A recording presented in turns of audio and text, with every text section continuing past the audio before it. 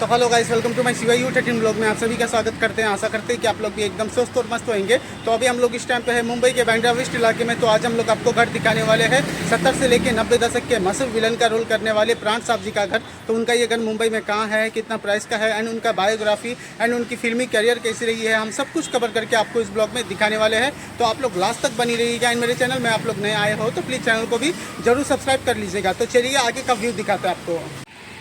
तो finally friend हम लोग पहुंच गए हैं पद्म भूषण प्राण चौक, और उनके नाम से ये चौक का नाम रखा हुआ है और उनकी तस्वीर भी लगाई गई है। नीचे लिखा गया है 2001 में उनको पद्म भूषण से भी सम्मानित किया गया था और 2013 में दादा साहब फाल्के अवार्ड से भी सम्मानित किया गया था। ये चौक से थोड़ी ही आगे उनका घर है। तो फाइनली फ्रेंड हम लोग आ चुके हैं प्राण साहब जी के बिल्डिंग के पास। ये जो आप लोग सामने वाला गेट देख रहे हो और ये बिल्डिंग आप लोग को दिखाई दे रही होगी जहाँ पर बाहर गाड़ी खड़ी है, यही बिल्डिंग है प्राण साहब की। इनका इस बिल्डिंग का नाम है ईडन रॉक, जहाँ पर हमारे प्राण साहब जी रहा करते थे, जो 2013 में इस दुनिया को अलविदा कह चुके हैं। और अभी तक आपको बता दें, हिंदी फिल्मों में इन्होंने इतना ज़्यादा खलनायक का रोल अदा किया है कि इनको लोग रियल में विलन समझने लगे थे। मतलब उनको कोई भी सामने से देखता था तब भी उनको ऐसा लगता था कि ये एक विलन है। तो देखिए यहाँ पर लिखा है ईडन रॉक, कभी 25 यूनियन नाम से भी जाना जाता था, लेकिन कुछ टाइम पहले यही एड्रेस हुआ करता था। जो आप लोग ये बिल्डिंग देख रहे हो, यहीं पर हमारे प्राण साहब जी रहा करते थे। और इनका बायोग्राफी क्या है हम आपको आगे सब कुछ अच्छे से बताएंगे। अगर आप लोग यहाँ पर आना चाहते हो तो आपको सबसे पहले नरगिस दत्त रोड होकर भी आप लोग यहाँ पर आ सकते हो,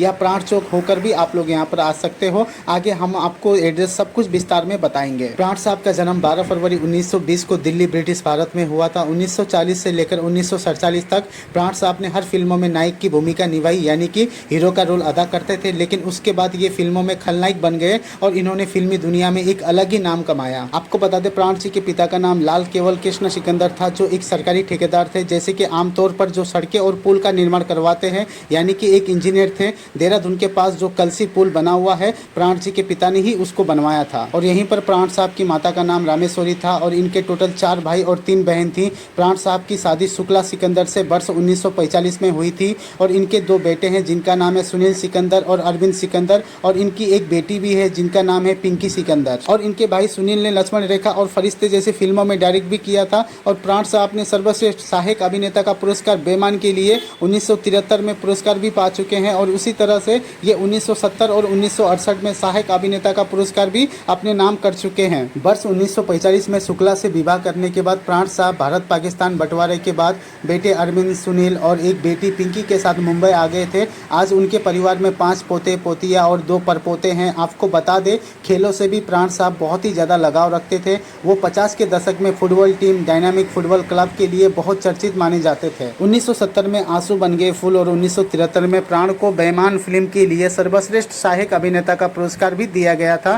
प्राण साहब एक फोटोग्राफर बनना चाहते थे, लेकिन बतौर फोटोग्राफर लाहौर में अपनी करियर की शुरुआत करने वाले प्राण साहब को 1940 में एमला जट फिल्मों में पहली बार काम करने का अवसर मिला और उसके बाद प्राण साहब ने कभी पीछे पलटकर नहीं देखा। प्राण साहब ने लगभग 400 फिल्मों में काम किया है। एक तरफ उनके नाम पर राम और श्याम की खलनायक की ऐसी तस्वीर रही है जिसने लोगों ने पर्दे के बाहर भी घृणा शुरू कर दी थी। वहीं उनके नाम पर उपकार मंगल चाचा की भी भूमिका है, जिसने दर्शकों का बेइंतहा प्यार और सम्मान मिला। 1948 में एक बार फिर प्राण जी को फिल्मों में अभिनय करते हुए देखा गया था। प्राण जी ने निर्देशक शाहिद लतीफ की फिल्म जिद्दी में अभिनय किया था। इस फिल्मों में मुख्य किरदार देवानंद और कामिनी कौशल के साथ साथ प्राण जी को भी देखा गया था। इस फिल्मों में उन्होंने पहली बार विलन का किरदार निभाया था और उन्हें इस किरदार की वजह से बहुत ही लोकप्रियता मिली थी। फिल्म जिद्दी के सफल होने के एक हफ्ते के अंदर ही अंदर प्राण जी ने 3 फिल्मों में और भी साइन किया था। उन फिल्मों का नाम है गृहिणी, अपराधी और पुतली था। फिल्म गृहस्थी को 1940 के दशक का सबसे लोकप्रिय फिल्म माना जाता है और साथ ही इस फिल्म के गाने तेरे नाच उठाने को जी चाहता है, वो भी गाना बहुत ही पसंद किया गया था।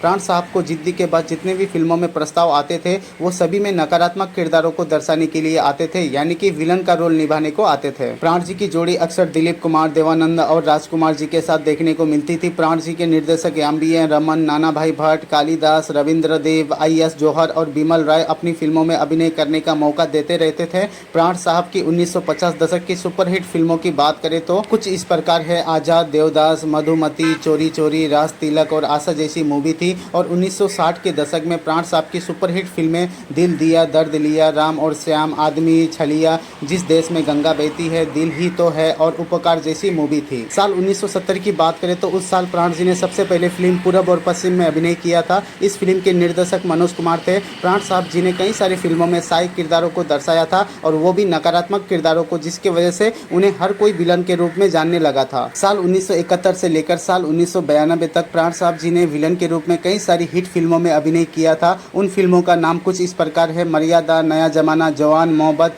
आन बान, रूप तेरा मस्ताना, ये गुल सितारा, हमारा, गद्दार, अंधा कानून, दुनिया, हिंसा कौन करेगा, दुर्गा, बेवफाई, होशियार, धर्म अधिकारी, आजाद देश के गुलाम थे। साल 1991 में अपनी एक और इकलौती फिल्म का निर्माण किया था जिसका नाम लक्ष्मण रेखा था। इस फिल्म के निर्देशक सुनील सिकंदर थे और फिल्म में कृष्णा लाल शर्मा नामक किरदार का अभिनय किया था। साल 1978 में प्राण को अपनी 78 साल की उम्र में दिल का दौरा पड़ गया था। इस हादसे के बाद प्राण ने फिल्मों में काम करना धीरे धीरे बंद कर दिया था और फिल्मों के प्रस्ताव को भी ठुकराने लगे थे।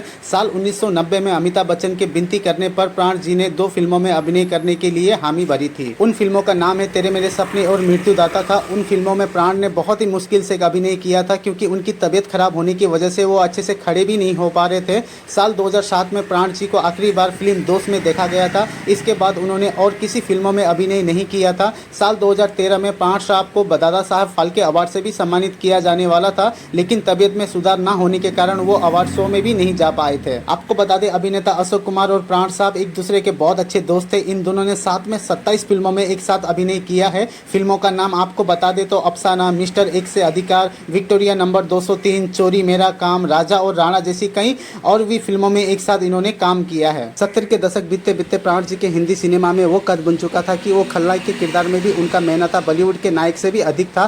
कहा तो ये भी जाता है कि उस दौर के सुपरस्टार राजेश खन्ना से भी अधिक फीस प्राण जी लेते थे। 1978 में अमिताभ बच्चन की सुपरहिट फिल्म डॉन के लिए अमिताभ बच्चन को जहां पर 2.5 लाख रुपए मिले थे, वहीं पर प्राण जी को 5 लाख रुपए मिली थी। उससे आप लोग अंदाजा लगा सकते हो कि उस दौर में उनका क्या बोलबाला रहा होगा। और प्राण साहब और अमिताभ बच्चन की बहुत ही गहरी दोस्ती भी थी। जंजीर फिल्म में ये मिले थे और फिल्म के तरह ही असली जीवन में अच्छे दोस्त भी बन गए थे। इस मित्रता को लेकर कई सारे लोगों का ये भी कहना है कि प्राण साहब के कहने पर प्रकाश मेहरा ने जंजीर में अमिताभ बच्चन को लिया था। लेकिन कुछ लोगों का ये भी मानना है कि आपको बता दे, हुआ ये था कि प्रकाश मेहरा धर्मेंद्र जी से जंजीर की कहानी खरीदने के बाद उसके लिए हीरो के खोजी में परेशान थे। देवानंद और राजकुमार जी ने अपने कारण से इस फिल्म को इग्नोर कर चुके थे। तभी एक रोज फिल्म के लेखक सलीम जावेद ने उन्हें बॉम्बे टू गोवा देखते हुए अमिताभ बच्चन को बतौर हीरो लेने की सलाह दी। इन दिनों अमिताभ बच्चन के सितारे बहुत अच्छे नहीं चल रहे थे, लेकिन सलीम जावेद के कहने पर और कोई विकल्प ना होने के कारण उन्हें जंजीर में लिया गया। शूटिंग शुरू हुई और जब तक बैठने को ना कहा तब तक शराफत से खड़े रहो,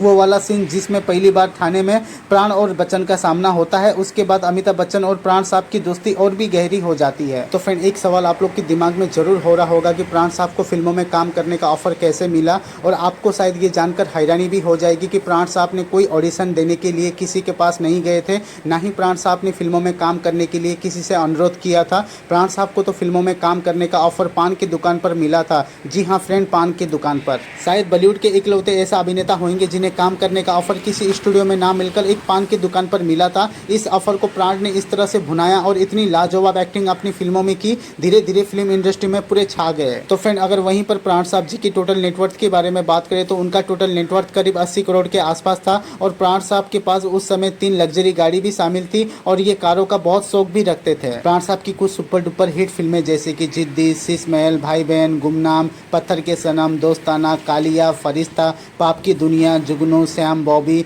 गंगा की सौगंध, खून की पुकार, तुम जियो, हजारों साल, ये सब फिल्में सुपर डुपर हिट फिल्में प्राण साहब की थी और इसमें इन्होंने विलन का भी रोल अदा किया था। तो फ्रेंड, 12 जुलाई 2013 को प्राण साहब की मृत्यु हो गई थी और मुंबई के लीलावती हॉस्पिटल में उनका इलाज चल रहा था, लेकिन 2013 में उन्होंने इस दुनिया को अलविदा किए गए। तो फ्रेंड, यही वो जगह है जहाँ पर हमारे प्राण साहब जी रहा करते हैं। और आपको बता दें, इनके जो बेटे हैं सुनील सिकन जी, वो एक फिल्म निर्देशक है और इनके जो दूसरे वाले बेटे हैं अरविंद सिकन जी, वो एक बिजनेस चलाते हैं। तो फ्रेंड, ये वही जगह है जहाँ पर हमारे प्राण साहब जी रहा करते थे। तो फ्रेंड, आज की इस वीडियो में हमने आपको प्राण जी का घर का टूर, उनका बायोग्राफी, हमने सब कुछ कवर करके इस ब्लॉग में दिखा दिया है। उम्मीद करते हैं कि आपको ये ब्लॉग पसंद आया होगा। अगर वीडियो पसंद आया हो तो प्लीज़ चैनल को जरूर सब्सक्राइब कर लीजिएगा। फिर मिलते हैं और एक नई वीडियो के साथ। तब तक के लिए जय हिंद, जय Maharashtra, okay, bye bye, take care.